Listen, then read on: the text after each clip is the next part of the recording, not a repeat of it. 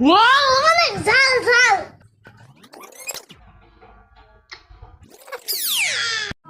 আজকে আমরা আপনাদের একটা অন্যরকম নুডলসের রেসিপি দেখাবো। সেজন্য আগে নুডলসের সসটা আমাদের তৈরি করে নিতে হবে। এর জন্য এখানে কিছু চপড করা রসুন দিয়ে দেবো আমরা এর মধ্যে, সাথে ধনিয়া পাতা, কাঁচামরিচ, আগে থেকে চপ করা হচ্ছে কিছু পেঁয়াজ দিয়ে দেবো এর ভিতরে। আর হচ্ছে এর ভিতরে আমরা দিয়ে দেব নুডলসের মশলা। আমরা 2 প্যাকেট রান্না করব, তো 2 প্যাকেটের জন্য 2 প্যাকেট বরাবর আমরা হচ্ছে ইনগ্রিডিয়েন্ট নিয়ে নিতেছি। আপনারা যেরকম করবেন অতটুকু পরিমাণে নিয়ে নেবেন।